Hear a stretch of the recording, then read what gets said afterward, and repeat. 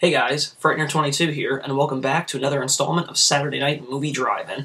Tonight we're going to be taking a look at the first sequel I've ever reviewed for Saturday Night Movie Drive-In, so I decided to take a look at a film that I've never actually seen before, and a sequel to one of my favorite horror films of all time. So we're going to be taking a look at 1992's Pet Sematary 2. To give you guys a bit of an idea of what the plot involves, it goes a little something like this. It deals with Edward Furlong, who plays a character named Jeff, on a movie set as he's watching his mom prepare for a scene in a horror movie that she's acting in. Now the build-up is pretty obvious, and it's almost, you know, it's playing out really slowly, and you can kind of predict what's going to happen, but throughout the process of the scene, you learn that Edward Furlong's parents in the film have been separated for a little bit, but they're still trying to rebuild their marriage, and it kind of leaves off on a hopeful note that they hopefully will. So, Edward Furlong's mother has to get back to acting in the scene, so once the scene progresses, there seems to be an electrical problem,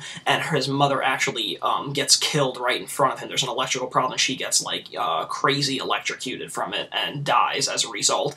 And it's, although, like I said, it's a very, like, noticeable and, like, predictable build-up, because they just keep giving all these, like, shots of, like, water leaking onto the electrical box and stuff, it's still incredibly effective, especially, you know, when Edward Furlong kind of gives out that, you know, that really iconic scream of his, that real raspy thing. If anybody has ever seen Terminator 2 Judgment Day, then you know exactly what I'm talking about. Every time Edward Furlong would scream Mom in T2, that's exactly the kind of horrific scream that you get when he sees his mom electrocuted. So it's really, really effective and cool. So, as a result of his mother's death, him and his father, who is played by Anthony Edwards, relocate to his mother's hometown of Ludlow, Maine, where, lo and behold, the first Pet Sematary took place. So, in order to escape, you know, the craziness of Hollywood, as Edward Furlong's father puts it, they relocate to Ludlow, Maine, and move into their summer house. So, of course, entering new school, there's a bully there, played by Jared Rushton.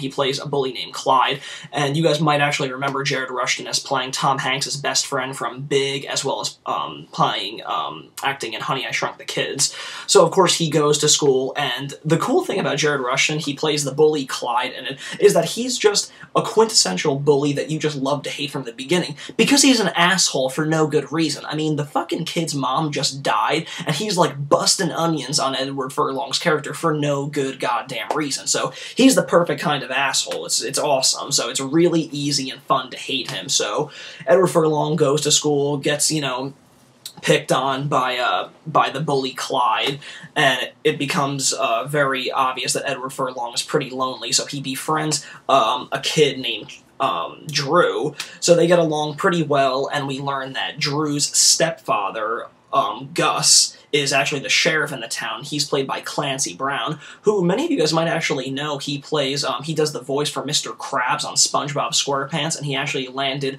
a role in the upcoming Nightmare on Elm Street remake, so be sure to look out for him in that in April of 2010.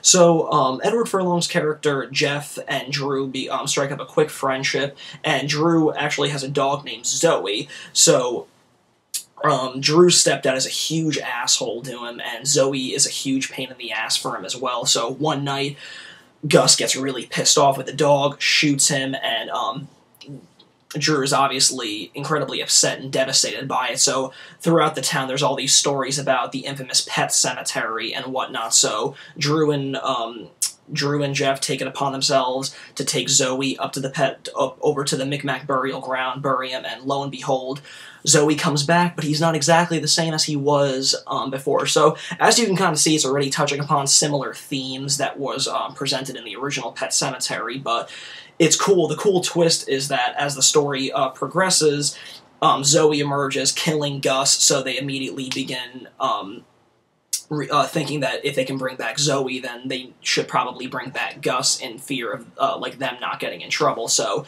once Zoe kills Gus, they bring him back to the burial ground, and of course Gus reemerges as, you know, fucked up as the original characters were in Pet Sematary after being buried in the Micmac burial ground.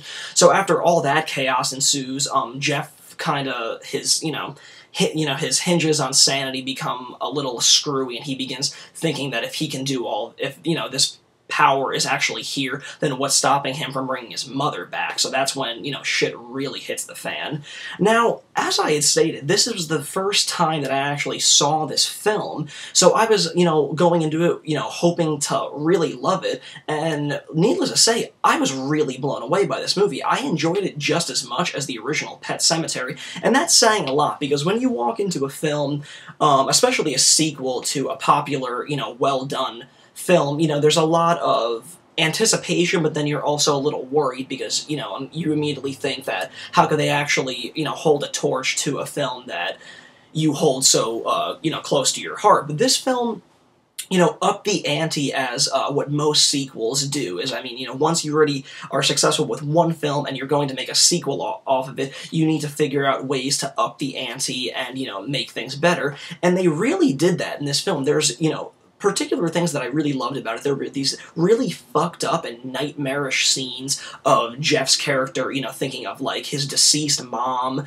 and she's, like, rocking in, you know, a rocking chair in his room, but then, like, it cuts to, like, the deceased mom's body, but then it's, like, Zoe's, like, evil, gruesome head on it. So it's these really fucked up and bizarre images, and although they might, you know, sound like, as much as I'm talking these up, it might sound like that's hokey, but it's really not. It's actually very effectful and really cool and unique. I mean, each time that, you know, a scene or, like, a bizarre moment in the film like that came up, I really didn't expect it, so it was incredibly effectful.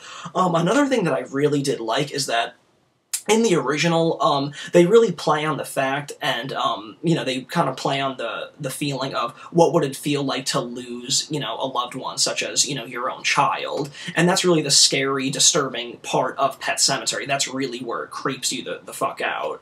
But in this one, they really take that whole idea of killing off children and just exploiting that to the max. I mean, you know, there's a scene when Gus, kind of finds the bully Clyde, and he uses his dirt bike and just fucking revs the wheel into his face, like tearing his face apart. It's awesome, completely unexpected, and incredibly gruesome. It was really gory and fucking awesome. Another scene is when Gus is, you know, he's in his police car and he's trying to run his wife and Drew off the road, and they come face to face with a truck, very similar to what happened in Pet Sematary, but it was really gruesome and really unexpected as well. I didn't expect, you know, like, one, let alone two kids in the film to be killed off, so that was really cool and very, very effective, very gory scene, so I really appreciated Pet Sematary 2 enough for that. Another thing that I really liked about it, is the fact that the original director of Pet Sematary, Mary Lambert, came back and directed this sequel,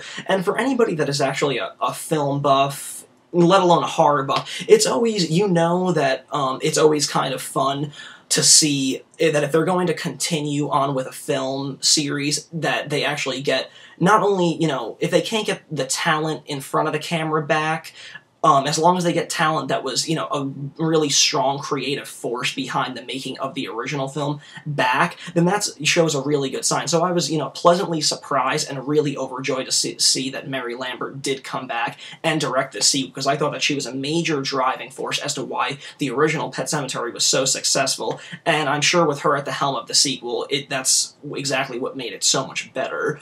Another thing that I actually would like to talk about a little bit was the stellar soundtrack in this film. There was a lot of, I really don't know any of the songs offhand because I didn't really research it, but you can rest assured that I'm gonna, like, dig deep and find out what these songs were, but there were some really morbid, weird, dark songs in there. I mean, the score itself was good, but they actually had soundtrack songs in that were really weird and cool, but then, of course, at the end titles, they did exactly what they did in the original Pet Sematary movie by using Pet Sematary by the Ramones. They ended they ended the film off with Poison Heart by the Ramones off their Mondo Bizarro album from 1992, so that was incredibly awesome and really effectful. So if you ask me, I would absolutely recommend Pet Sematary 2 to anybody that loved the original and any horror fan in general. Pet Sematary 2 kicks ass, so I don't know what you guys are waiting for. Get your asses out and see that, because sometimes dead is better. Thanks again for tuning in, guys. This is Frightener22.